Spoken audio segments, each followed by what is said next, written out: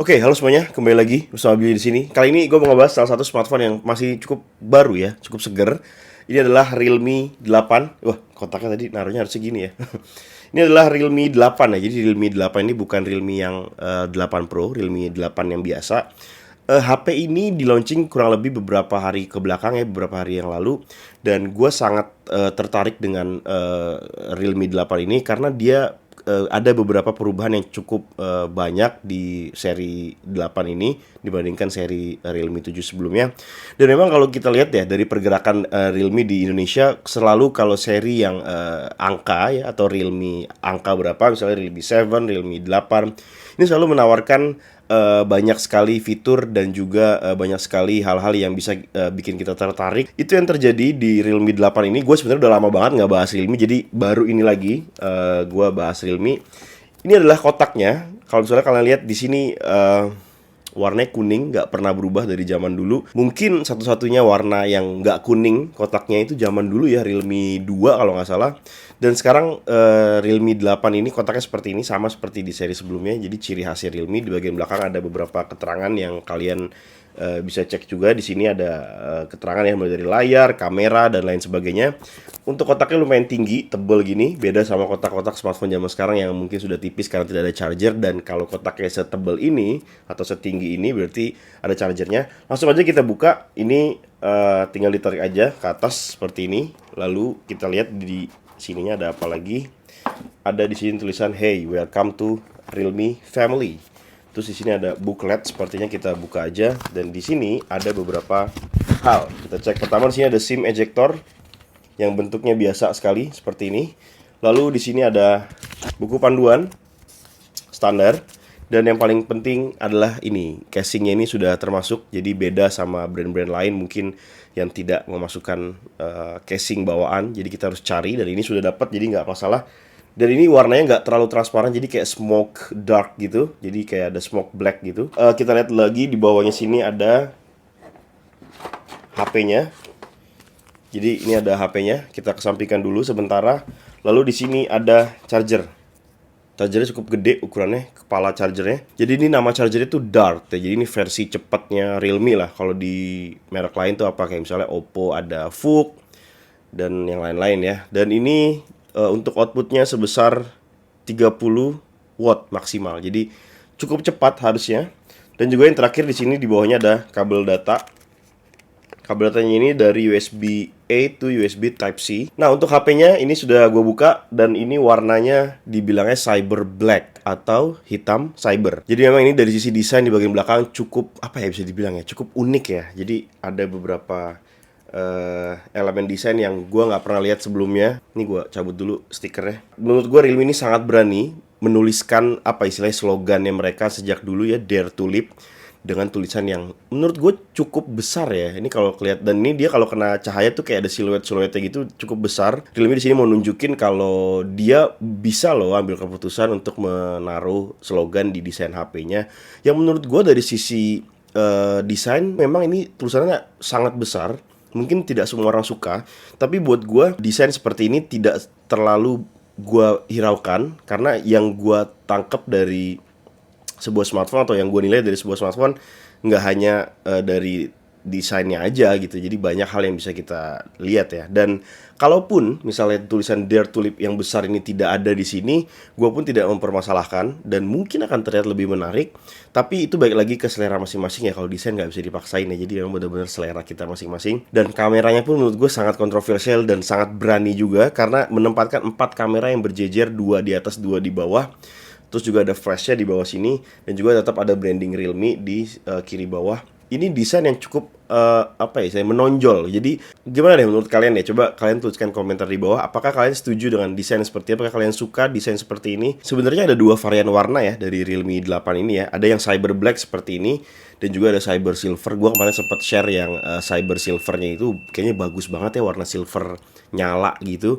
Tapi warna hitam juga mungkin lebih cocok untuk banyak orang karena dia lebih kalem dan tidak mengurangi tidak mengurangi keberanian desain yang ditawarkan ini dari HP ini ya. Jadi sama, cuman beda kalem apa enggaknya aja. Kalau silver tuh kan kayak dia nendang gitu lah warnanya, tapi kalau ini lebih kalem buat orang-orang yang mungkin nggak mau terlalu mencolok gitu ya kalau soal warna. Dan menurut gua dari sisi desain gua nggak ada komplain sama sekali. Ini udah cukup oke lah, cukup berani lah Realme ya. Jadi ini agak membeda. Mungkin banyak sekali yang komplain kemarin ya.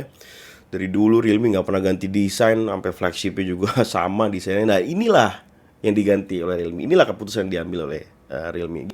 Dan kalau untuk kameranya ini punya ada 4 kamera. Jadi pertama ada resolusinya itu ada 64 megapiksel, lalu juga ada 8 megapiksel untuk ultra wide. Jadi untuk makro ini sebenarnya gue mempertanyakan juga kayak smartphone zaman sekarang harusnya udah nggak pakai lagi kamera makro karena agak gimana gitu ya. Tapi ya mungkin beberapa pengguna masih sangat membutuhkan kamera makro. Jadi dan dipakai juga dan mungkin hasilnya juga jadi unik-unik gitu ya. Jadi buat diposting di sosial media itu bisa bagus. Tapi gue tidak terlalu memakai untuk sensor yang di makro tadi ya. Dan ini bahannya gue belum dapat informasi lebih lanjut, tapi ini glossy. Kalau kalian lihat materialnya di sini, baru gue buka aja ini dia udah banyak nempel fingerprint ya. Dan di bagian bawahnya sini dia ada 3,5 mm headset jack, ada microphone, ada port USB Type-C, terus ada speaker.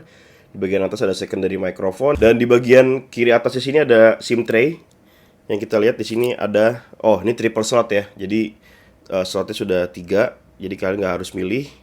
Lalu di bagian kanannya di sini ada tombol power dan juga tombol volume. Dan nanti gue coba nyalain dulu untuk yang pertama kalinya. Let's see nanti apa yang bisa ditawarkan dari Realme UI. Katanya di sini udah terbaru nih Realme UI 2.0. Dan ini dia tampilan dari UI-nya. Ini udah gue masuk ke dalam HP-nya dan ini tampilan home screen-nya. Tampilan home screen-nya Realme UI versi 2.0 katanya. Jadi ini sebenarnya mirip banget ya sama Oppo yang punya Color OS ya. Jadi sangat mirip karena ini memang satu grup ya. Jadi mungkin berbagi tim R&D untuk mungkin ada beberapa hal yang dipisah sedikit atau yang diubah sedikit. Realme UI ini sebenarnya karena dia mirip Color OS atau mungkin ini Color OS yang dimodifikasi sedikit. Jadi gue suka tampilannya karena banyak sekali customisasi yang bisa kita lakukan. Terutama di sini ada section personalizations di mana kita bisa mengganti icon style, colornya, terus fontnya juga, terus juga notification drawer juga bisa kita atur bentuknya mau bulat, mau kotak dan lain sebagainya. Ini bagus untuk gua yang suka mengeksplor sedikit ya, tapi nggak banyak, sedikit aja mengubah tampilan untuk berubah sedikit dari default. Ini menurut gua sangat menarik. Meskipun kalau gua dari dulu, dari awal pertama kali gue bikin channel ini, gue selalu bilang gue lebih suka stok Android. Tapi makin kesini tuh banyak brand smartphone yang sudah menggunakan UI yang makin kesini tuh makin mirip dengan stok Android ya, meskipun ya nggak semua juga. Dan untuk desain di bagian depan ini bisa dilihat di sini ada punch hole di sebelah kiri atas ya untuk kamera depan.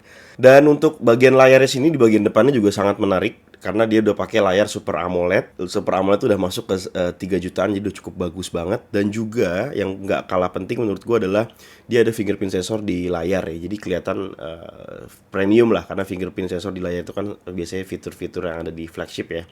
Jadi udah dibawa di sini. Untuk performance sekarang ya, ini masih gua scrolling, ini performance-nya cukup cepat dan ini mungkin diakibatkan dari penggunaan chipset yang pakai MediaTek Helio G95 di mana prosesor ini adalah bisa dibilang cukup cepat lah. Mungkin ini sekelas dengan Snapdragon 720G untuk performance sekarang yang belum gue install apa-apa. Ini masih terlihat cukup responsif. Plus kalau kalian ternyata berminat untuk membeli Realme 8 atau Realme 8 Pro ya ini sangat gampang karena tidak perlu pakai flash sale.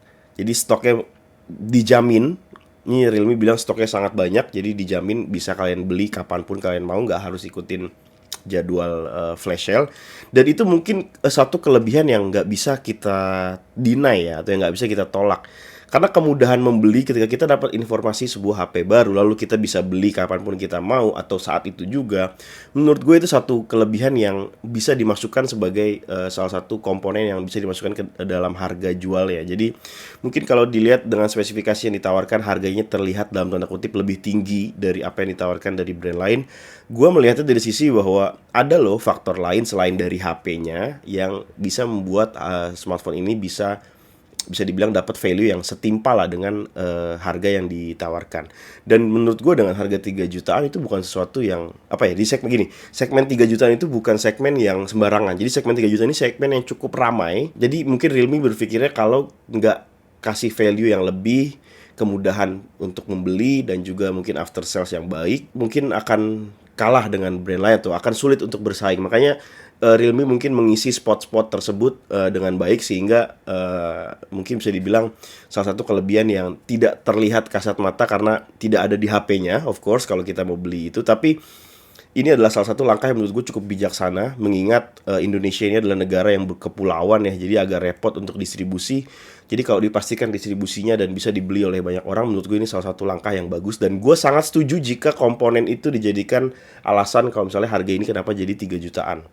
Gue nggak pernah ada masalah. Dan juga satu fitur yang menurut gue cukup powerful dari HP ini adalah kapasitas baterainya, yang mana ini punya 5000 mAh ditemani dengan Dart Charge 30 watt. Menurut gue sudah sangat powerful. Bisa jadi alasan yang cukup bagus lah untuk dibeli ya. Apalagi ini juga didukung oleh chipset yang cukup kencang, jadi baterai awet. Maka ini bisa buat gaming jadi lebih enak. Tapi untuk performa gaming, hasil kamera, dan juga review lainnya yang lebih lengkap mungkin nanti akan gue bahas di video review tentang HP ini. Dan juga RAM-nya di sini 8GB, sudah cukup memenuhi standar lah untuk smartphone yang bisa dipakai sebagai daily driver.